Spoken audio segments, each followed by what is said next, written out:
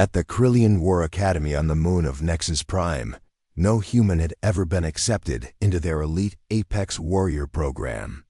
When Cadet Marcus Chen arrived as part of a controversial diversity initiative, the alien instructors and students saw him as nothing more than a joke, too weak, too primitive, too emotionally unstable to compete with their genetically superior species.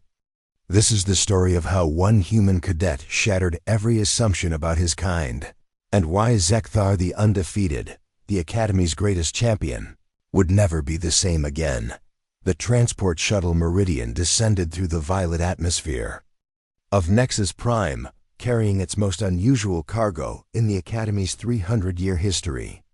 Inside, 19-year-old Marcus Chen pressed his face to the viewing port, watching the massive Kryllian War Academy emerge from the crystalline mountains below.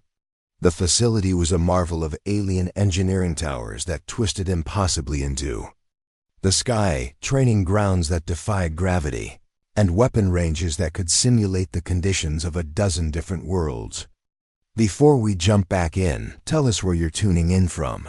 And if this story touches you, make sure you're subscribed, because tomorrow I've saved something extra special for you. Marcus adjusted his standard issue cadet uniform, noting how it had been hastily modified to fit human proportions. Everything here was built for beings twice his size, with 4 arms instead of 2, and natural armor plating that made them nearly invulnerable in hand-to-hand combat. The Kryllians were the galaxy's most feared warriors, their military academies producing champions who had never known defeat in single combat. "Attention passengers," announced the shuttle's AI in the clicking, harmonic language of the Kryllians. "We are approaching Nexus Prime Academy. Prepare for final descent." The Academy had been forced to accept Marcus as part of the new Galactic Unity Accords, a political treaty requiring military institutions to accept cadets from all member species. The Kryllian High Command had publicly agreed, but privately viewed it as an insult to their warrior traditions. Humans were seen as weak, chaotic beings who relied on crude technology rather than personal strength and honor. As the shuttle landed on the crystalline platform, Marcus gathered his few belongings. He had trained for this moment his entire life, ever since watching news footage of Kryllian warriors effortlessly defeating entire battalions of enemy forces. While other humans had dismissed them as brutish aliens, Marcus had studied their techniques, their philosophy, their entire approach to warfare. The airlock hissed open, and Marcus stepped onto alien soil for the first time. The gravity was 1.3 times Earth standard, not enough to cripple him, but enough to make every movement require extra effort. The air was thinner too, with a metallic taste that reminded him he was very far from home. "You must be the human," came a deep, rumbling voice. Marcus looked way up to see Instructor Vorthak approaching. The Kryllian stood nearly 8 feet tall, his natural chitinous armor gleaming blue-black in the twin suns of Nexus Prime. 4 muscular arms hung at his sides, each ending in hands that could crush steel. Scarred eyes regarded Marcus with barely concealed contempt. "Cadet Marcus Chen reporting for duty, sir," Marcus said. Snapping to attention with military precision, Vorthak circled him slowly, like a predator evaluating prey. In 300 years, no being under 7 feet tall has survived the Apex program. Most species who attempt it suffer permanent injury or death. You appear to be substantially smaller than our minimum physical requirements. I'm here to prove that. Humans belong in the Apex program, sir, Marcus replied steadily. A harsh barking sound erupted from Vorthak Kryllian laughter. "Humans, you mistake stubbornness for courage, foolishness for determination. Very well, human. You will be assigned to training cohort 7 with the other new arrivals. Try not to die on your first day, the paperwork would be inconvenient." As Vorthak led him toward the main complex, Marcus noticed other cadets gathering to stare. There were Kryllians, of course, but also members of other warrior species, the crystalline Veltari with their razor-sharp natural weapons, the massive Thurok whose skin could deflect energy blasts, and the swift Zephyrians who moved like liquid. Mercury. They all had one thing in common. They were looking at Marcus, like he was already dead. The Academy's central hall was a cathedral of warfare, its walls lined with weapons from 1,000 different worlds and holographic displays showing legendary battles. At the far end, a massive statue depicted Zek'thar the Undefeated, the Academy's current champion and the most feared warrior in Kryllian space.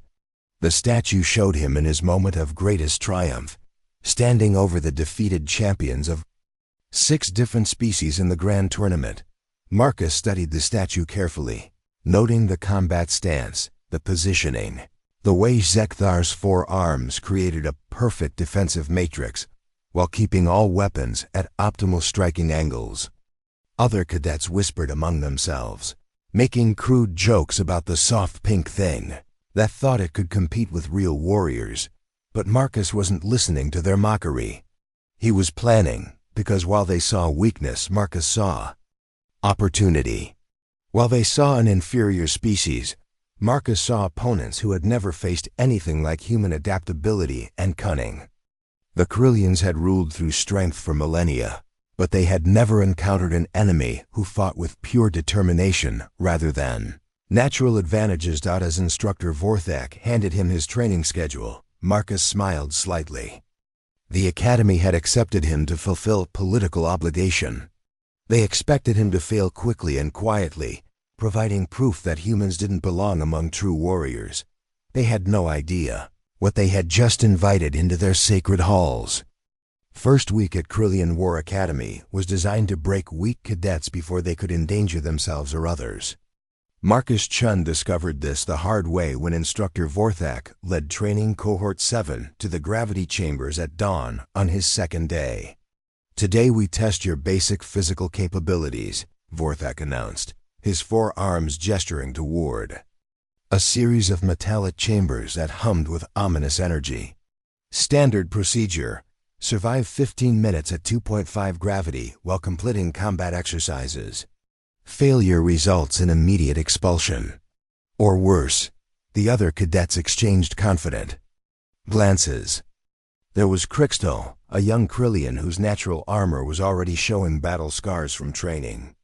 Valandra, a crystalline Veltari whose razor-sharp appendages gleamed in the artificial light. And Thurok Nayan, a massive humanoid whose skin could deflect most energy weapons.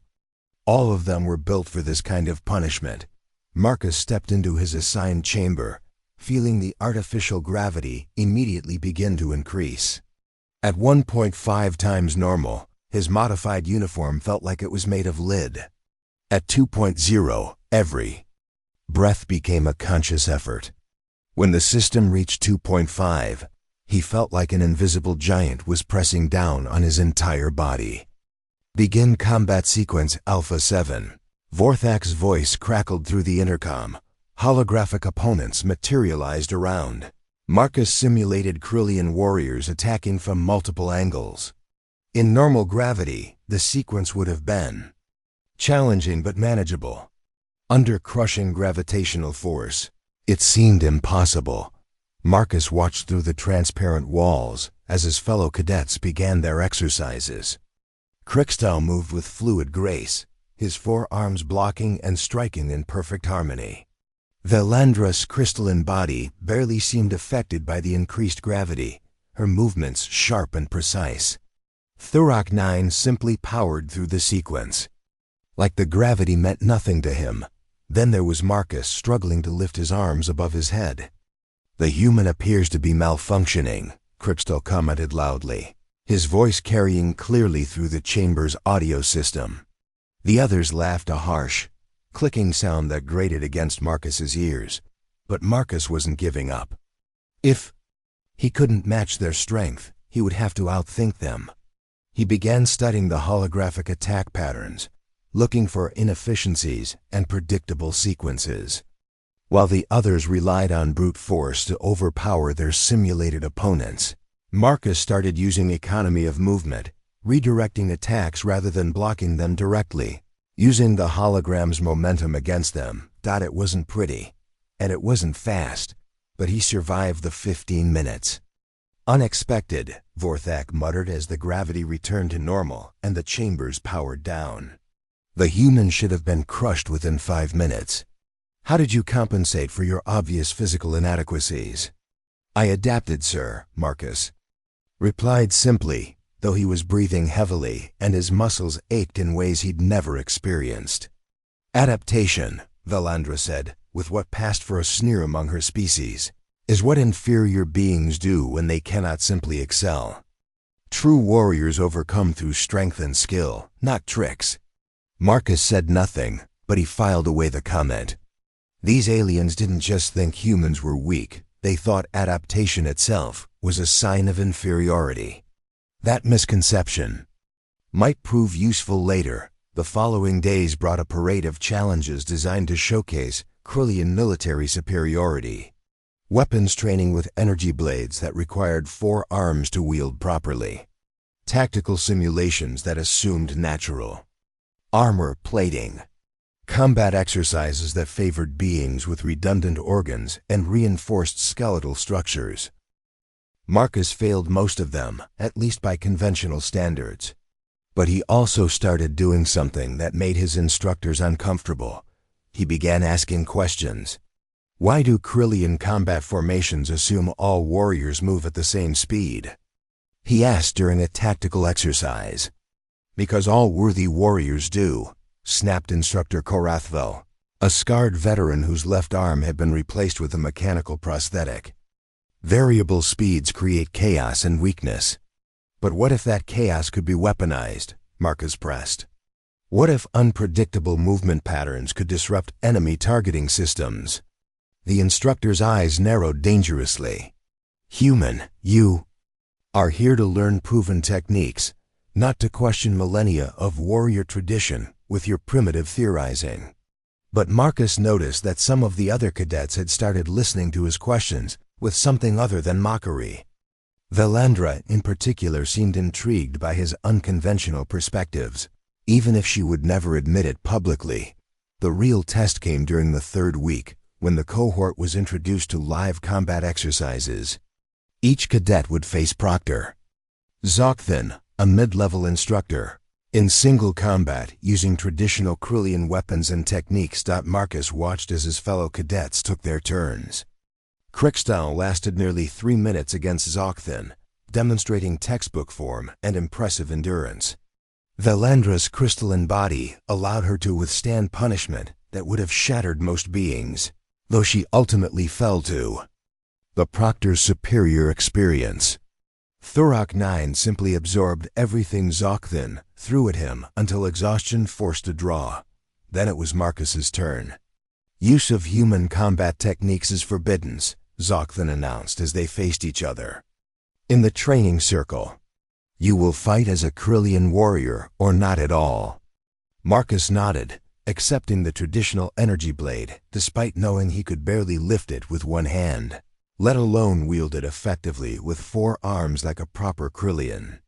The weapon was designed for a completely different physiology: longer reach, different balance point, grip patterns that assumed multiple limbs. Zek'thar attacked immediately, his 4 arms moving in the classical Kryllian pattern, 2 arms defending, 2 attacking, creating an impenetrable wall of energy while striking with devastating precision. Marcus did exactly what he wasn't supposed to do. He dropped the energy blade and rolled under Zek'thar's guard. The crowd of watching cadets gasped. Dropping your weapon in Kryllian combat was considered the ultimate dishonor, a sign of cowardice and incompetence. But Marcus had noticed something the others missed. Zek'thar's lower body was completely undefended because Kryllian anatomy made low attacks nearly impossible to execute. Using his smaller size and flexibility, Marcus swept the instructor's legs and sent the massive alien crashing to the ground. Before Zek'thar could recover, Marcus had retrieved the energy blade and positioned it at the instructor's throat. The training hall fell completely silent. Impossible, someone whispered. Zek'thar stared up at Marcus with an expression of absolute Shock. In 50 years of instruction, no cadet had ever defeated him, let alone a first-year student from a primitive species. That was unorthodox, Instructor Vorthak said finally, his voice carefully neutral. Marcus helped Zek'thar to his feet, offering the traditional Kryllian salute of respect to a fallen opponent. But as he looked around the room, he saw that something had changed. The mockery was still there, but it was now mixed with uncertainty and something that might have been fear. For the first time since arriving at the academy, Marcus smiled. They were starting to understand that their assumptions about humans might be dangerously wrong. Word of Marcus Chen's victory over Proctor Zek'thar spread through the academy like wildfire, but not in the way he had hoped. Instead of earning respect, it had earned him something far more dangerous: attention. The human got lucky, Krystalline declared during the evening meal in the Great Hall. Zek'thar was caught off guard by such dishonorable tactics. It won't happen again. A true warrior would have faced him blade to blade, agreed Valandra, her crystalline features reflecting the hall's bioluminescent lighting. What Chen did was clever perhaps, but not honorable. Preparing and narrating this story took us a lot of time, so if you are enjoying it, subscribe to our channel. It means a lot to us. Now back to the story. Marcus ate his nutrient paste in silence, listening to the conversations around him. The other species represented at the academy, Voltari, Thorok, Zephyrians, and others, were beginning to take sides. Some viewed his victory as proof that unconventional thinking had value. Others saw it as a dangerous precedent that undermined the warrior code that had governed galactic military culture for millennia. But it was the reaction of the instructors that truly concerned him. "Cadet Chen," came the booming voice of Academy Commandant Zek'thar as he approached Marcus's table. The massive Kryllian's presence caused conversations throughout the hall to die away. "You will report to the advanced combat arena tomorrow at dawn. Special evaluation." The commandant's tone made it clear this wasn't a reward. That night, Marcus lay in his cramped quarters. The room had been hastily modified from storage space since no human-sized accommodations existed, and wondered what he had gotten himself into. Through the thin walls, he could hear other cadets discussing what tomorrow might bring. "Special evaluations are usually reserved for final-year cadets," whispered a voice he recognized as Thorok 9. "And most of them don't survive." "Good," came Krystalline's response. "The human has made a mockery of our traditions long enough."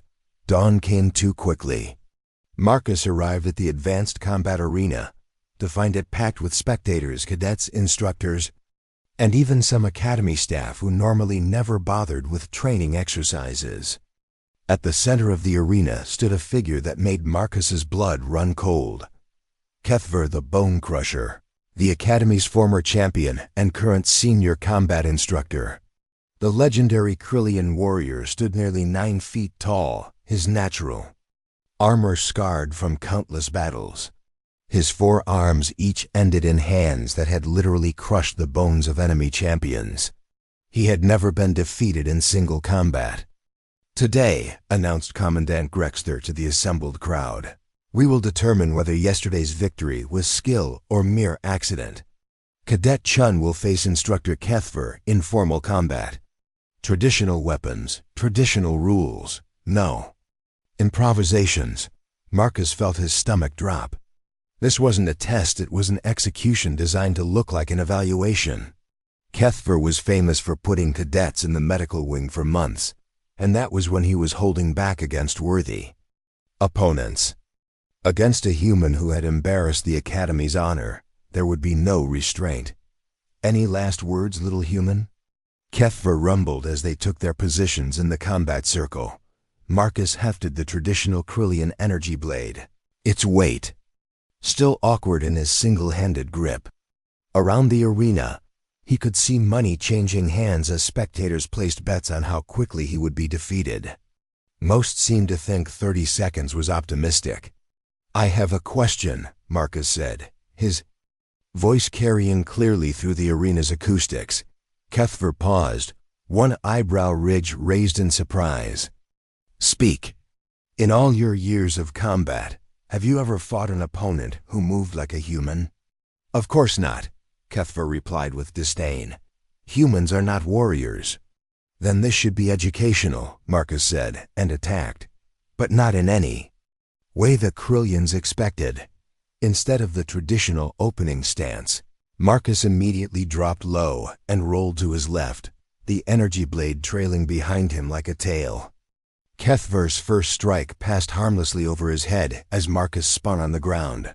Using his momentum to sweep at the instructor's ankles, Zek'thar jumped back. But Marcus was already moving again, using his smaller size to stay inside the reach of the larger warrior's weapons. Every classical Kryllian combat technique assumed fighting against an opponent of similar size and build. Marcus fought like flowing water, never where Zek'thar expected him to be. "Stand still and fight," Zek'thar roared, frustrated by his inability to land a solid hit. "Why?" Marcus replied, dodging another strike. "Your people spent 300 years perfecting techniques to fight other Kryllians. I'm not a Kryllian." The watching crowd was growing restless. This wasn't the swift execution they had expected. Marcus wasn't just surviving, he was making Zek'thar look clumsy and predictable. Then Marcus did something that changed everything.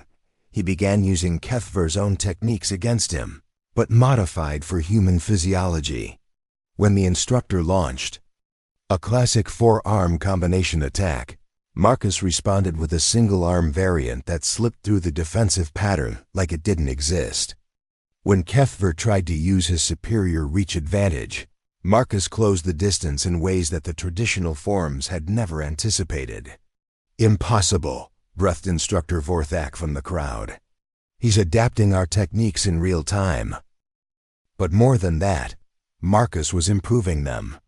Every modification he made solved a problem that had existed in classical Kryllian combat for centuries. His single-arm techniques were faster than four-arm combinations. His low mobility created attack angles that armor plating couldn't protect against. His human flexibility allowed defensive maneuvers that no Kryllian could replicate. The arena fell silent except for the hum of energy blades and the sound of two warriors pushing each other to their limits. Zek'thar, despite his growing frustration, was still a master warrior with decades of experience.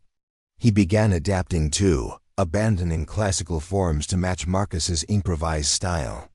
The fight became a deadly dance of innovation, each combatant learning from the other in real time. For 20 minutes they fought, far longer than anyone had expected. Marcus was bleeding from several minor cuts, and exhaustion was beginning to slow his movements. Zek'thar's armor showed new scratches, and he was breathing heavily, something many in the crowd had never seen before. Then Marcus made his move. Instead of trying to defeat Zek'thar through traditional means, he did something that violated every principle of Kryllian honor combat. He yielded. "I submit," Marcus said clearly, lowering his weapon and stepping back. The crowd erupted in confusion and anger. Yielding was technically allowed, but considered the ultimate disgrace. Warriors were supposed to fight until victory or unconsciousness. But Zek'thar, staring at Marcus with a mixture of respect and bewilderment, understood what the human had done. Marcus hadn't lost the fight, he had demonstrated that he could have continued indefinitely, adapting and learning, making traditional combat techniques obsolete through pure innovation. "Why?" Zek'thar asked quietly. "Because I proved my point," Marcus replied. "The question was never whether I could beat you. The question was whether human methods have value in your warrior culture. I think we both know the answer." Commandant Zek'thar looked around the silent arena, seeing doubt and uncertainty in faces that had previously shown only confidence in Kryllian superiority. For the first time in the Academy's history, a defeated cadet had somehow emerged victorious, and everyone knew that everything was about to change. 3 days after the fight with Zek'thar, Marcus Chen discovered that winning could be more dangerous than losing. The first sign of trouble came during advanced tactical theory, when Professor Drake Meth presented a historical case study about the Terran conflict, a sanitized term Marcus had never heard before.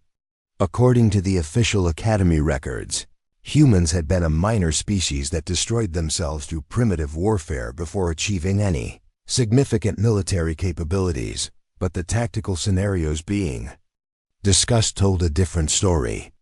The enemy forces demonstrated unprecedented adaptability. Professor Drake Meth explained to the class, his 4 arms manipulating a holographic battlefield display. They modified captured Kryllian weapons in ways our engineers claimed were impossible. They used terrain features that our doctrine considered tactically irrelevant. Most disturbing, they seemed to learn and counter our strategies within hours of first encountering them. Marcus raised his hand. Professor, which enemy force are we discussing? The scenario parameters don't match any species in our xenobiology databases. The classroom fell silent. Professor Drake Meth's expression grew carefully neutral. These are theoretical opponents, Cadet Chen, composite profiles designed for training purposes. But Marcus had caught the slip. The professor had referred to the enemy as if discussing a specific historical conflict, not a theoretical exercise. More importantly, the tactical behaviors being described matched human military doctrine from Earth's pre-space era strategies. Marcus had studied extensively in preparation for the Academy. That evening, Marcus made his way to the Academy's central archives, a massive crystalline structure that housed the complete military history of the Kryllian Empire. As a cadet, he had limited access rights, but his recent notoriety had earned him some unexpected privileges. Working late, Chun? Came a voice behind him. Marcus turned to find Valandra approaching through the archive's geometric corridors. The crystalline alien's natural luminescence cast strange shadows among the data storage towers. Researching historical tactics, Marcus replied carefully, trying to understand why certain strategic approaches work against Kryllian forces. Valandra's features shifted in what passed for a smile among her species. You mean you're trying to understand why your people were so effective against us? The words hit Marcus like a physical blow. My people? Come now, Valandra said, settling beside him at the research terminal. Did you really think we couldn't recognize our own historical records? The theoretical enemy from today's lesson was humanity. The Terran conflict wasn't a minor skirmish, it was a 3-year war that nearly brought the Kryllian Empire to its knees.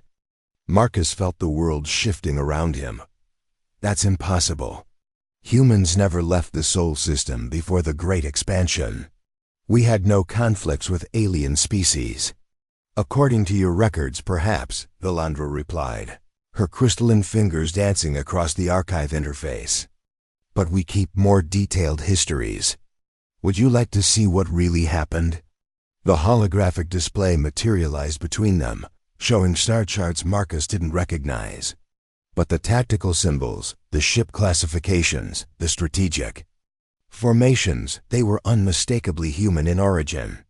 First contact occurred in 2387. Valandra explained as the display showed human and Kryllian fleets meeting in deep space. Your exploration fleet encountered our border patrol in the Kepler 442 system. Both sides were cautious. The display showed initial peaceful exchanges, diplomatic communications, even joint training exercises between human and Kryllian forces. Marcus watched in fascination as the historical record unfolded. What went wrong? He asked. Valandra's luminescence dimmed slightly. Pride, fear, your species adapted too quickly to our technology. Within months, human engineers were improving our weapons designs. Your tacticians were identifying weaknesses in strategies we'd used successfully for centuries. Your soldiers were outperforming ours in joint exercises.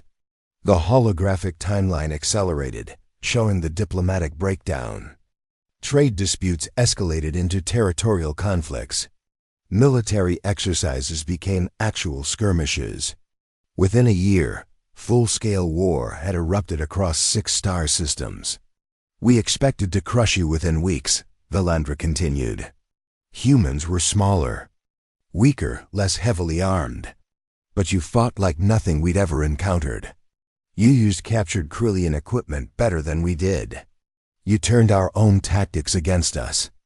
Every time we adapted to your strategies, you evolved new ones." Marcus watched the tactical displays with growing amazement and horror. Human forces, outnumbered 10 to 1, consistently outmaneuvered vastly superior Kryllian fleets. They captured enemy ships and immediately integrated them into their own formations.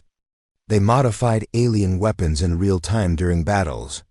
They won through pure adaptability and innovation. "How did it end?" Marcus asked, though he suspected he already knew. "Stalemate," Valandra replied. "After 3 years, both sides were exhausted. Casualties were enormous on both sides, but humans had proven they couldn't be conquered through conventional warfare.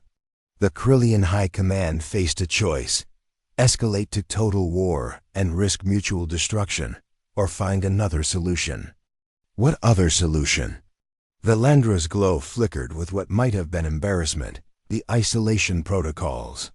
"We convinced your leadership that further conflict would devastate both civilizations.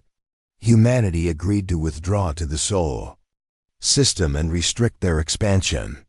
In exchange, the Kryllian Empire would guarantee your sovereignty and provide certain technological limitations to ensure peaceful coexistence." Marcus felt sick. "You boxed us in, kept us from expanding into space." "We told ourselves it was mutual protection," Valandra said quietly. "But yes, we were afraid of what would happen if humanity reached full galactic presence. Your species' rate of military innovation was unprecedented." The implications crashed over Marcus like a wave. Humanity hadn't destroyed itself through primitive warfare. They had been artificially constrained by alien powers who feared their potential. The great expansion that humans celebrated as their first entry into galactic civilization had actually been their release from a carefully maintained prison. "Why are you telling me this?" Marcus asked. "Because you're proving that our fears were justified," Valandra replied. "In 3 weeks at this academy, you've demonstrated tactical innovations that our greatest warriors hadn't considered in 3 centuries. Zek'thar has been redesigning his entire combat curriculum based on techniques you improvised during your fight." Marcus stared at the historical displays, understanding finally clicking into place. "The Academy didn't accept me because of political pressure. They brought me here to study me, to understand how one human cadet could consistently outperform alien warriors bred for combat," Valandra confirmed. "And to determine whether humanity still poses the same threat it did 2 centuries ago." A new voice echoed through the archives. "The answer to that question is becoming quite clear." Both cadets turned to find Commandant Zek'thar approaching, flanked by 2 Academy security officers. The massive Kryllian's expression was grim. "Cadet Valandra, you are confined to quarters pending disciplinary review for unauthorized access to classified historical records," the Commandant announced. "Cadet Chen, you will come with me. The Academy Council wishes to speak with you." As security escorted Valandra away, she managed to whisper one final warning. "Remember, Marcus, they're not just afraid of what you can do. They're afraid of what humanity could become if they knew the truth." Commandant Zek'thar gestured for Marcus to follow him toward the Academy's administrative center. "The Council has some questions about your unique capabilities, Cadet Chen. I suggest you answer them honestly. Your future and possibly your species' future may depend on it." Walking through the crystalline corridors toward an uncertain fate, Marcus realized that his time as a simple cadet was over. He had uncovered a conspiracy that spanned centuries, and now he had to decide what to do with that knowledge. The Academy had wanted to study him to understand the Human threat. They were about to discover. They had given that threat access to everything it needed to fight back. The Academy Council Chamber was a monument to Kryllian military supremacy walls, lined with the weapons of defeated enemies, holographic displays showing conquered worlds, and at the center, a circular table where the Empire's greatest warriors made decisions that shaped galactic civilization. Marcus Chen stood in the center of the chamber, surrounded by 12 of the most powerful beings in Kryllian space. Commandant Zek'thar took his seat among them, his expression unreadable. Cadet Chen, spoke High General Thokval, her ancient armor bearing scars from 100 campaigns.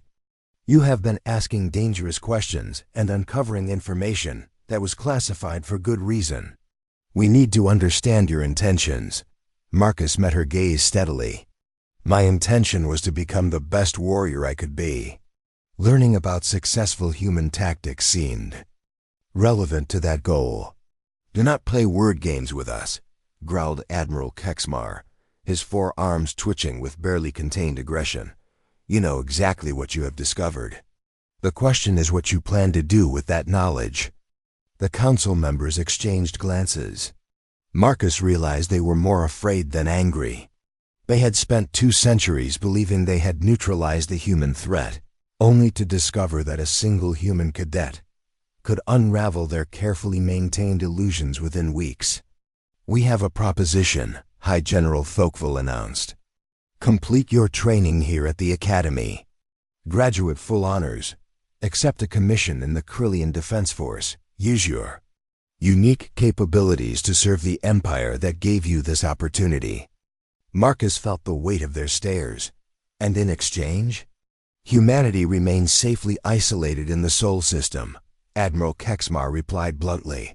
The isolation protocols continue. Your species develops at a controlled pace under careful supervision. No one else needs to learn about the uncomfortable truths you have uncovered. The offer was seductive in its simplicity. Marcus could have everything he had dreamed of: respect, recognition, a place among the galaxy's elite warriors. All he had to do was abandon his species and keep their secrets. I need time to consider, Marcus said carefully.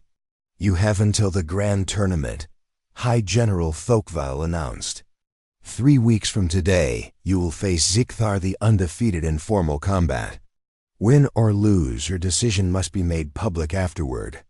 The galaxy will be watching. As Marcus was escorted back to his quarters, his mind raced. The Grand Tournament was the Academy's most prestigious event, broadcast across the entire Kryllian Empire. Students, instructors, and visiting dignitaries from dozens of species would witness whatever happened in that arena. But Marcus had no intention of making his decision alone. That night, he activated an encrypted communication channel he had built using modified Academy equipment, another example of human adaptability that his instructors hadn't anticipated. The signal bounced through several relay stations before reaching its destination. Earth? Marcus? Came the familiar voice of Admiral Sarah Chun, his aunt and one of humanity's highest-ranking military officers. We've been monitoring your situation. Are you safe? For now, Marcus replied quietly. But I've learned some things you need to know. Over the next hour, Marcus transmitted everything: the true history of the Terran conflict, the isolation protocols, the Academy's real purpose in accepting him. He watched his aunt's expression change from surprise to anger to grim determination. So they've been keeping us penned in like livestock, Admiral Chun said finally. 2 centuries of peaceful development, while they made sure we never became a threat again. It gets worse, Marcus continued. They're offering me a deal. Join their military, keep their secrets, and humanity stays isolated. Refuse, and... He didn't need to finish the sentence. Admiral Chun was quiet for a long moment. Marcus, what you're describing isn't just about you anymore. If the Kryllians are this afraid of what one human can do, imagine what they'd do if they knew about the Prometheus Project. Marcus felt his blood chill. The Prometheus Project was Earth's most classified military research program, something even he only knew existed in whispers and rumors. "We've been developing new technologies based on reverse-engineered alien systems," his aunt explained. "Faster-than-light drives that don't rely on Kryllian-approved designs. Weapons that incorporate human tactical innovations. If we're successful, we could bypass the isolation protocols entirely." "How long?" Marcus asked. 6 months, maybe less. But if the Kryllians suspect what we're doing..." Admiral Chen shook her head. "They could justify a preemptive strike. Claim we violated the Accords." Marcus understood the terrible mathematics of the situation. If he refused the Council's offer and revealed the truth publicly, it might give the Kryllians excuse to attack Earth before the Prometheus project was complete. But if he accepted their deal, humanity would remain trapped forever. "There might be a third option," Marcus said slowly. "What if I could prove that humanity deserves equal status? Not through threats or violations of the Accords, but by demonstrating that we're beyond their ability to contain?" Over the following weeks, Marcus began implementing a plan that would have been impossible without everything he had learned at the Academy. He started sharing human tactical innovations with other cadets, not as violations of Kryllian doctrine, but as theoretical improvements to existing techniques. Valandra, despite her confinement, managed to smuggle information through the Academy's data networks. Other species represented at the Academy, Thurok, Zephyrians, even some progressive Kryllians, began incorporating human-inspired modifications into their own combat styles. Most importantly, Marcus began training for his confrontation with Zek'thar, using techniques that no Kryllian had ever seen. He studied recordings of every fight the champion had ever won, identifying patterns and weaknesses that centuries of traditional opponents had never exploited. But Marcus wasn't just preparing to win a fight, he was preparing to win a war of ideas. "The galaxy needs to see that human capabilities aren't a threat to be contained," he transmitted to his aunt during one of their secret communications. "They're an opportunity for everyone to become better." 3 days before the grand tournament, Marcus received an unexpected visitor. Instructor Zek'thar entered his quarters without ceremony, his massive frame filling the doorway. "I know what you're planning," the legendary warrior said without preamble. "And I know why you're planning it." Marcus tensed, ready for a fight or an arrest. Instead, Zek'thar extended one of his 4 hands. "I've been training warriors for 60 years, human. I recognize greatness when I see it, regardless of the species it comes from. Whatever happens in 3 days, know that you have earned the respect of at least one Kryllian." As the instructor left, Marcus realized that his plan was already working. Hearts and minds were changing, one person at a time.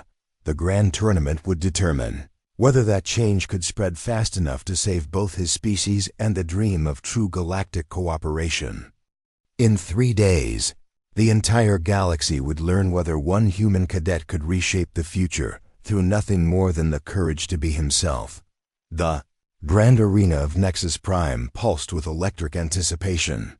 47 species filled the crystalline amphitheater, their combined voices creating a symphony of alien languages that strained the translation systems.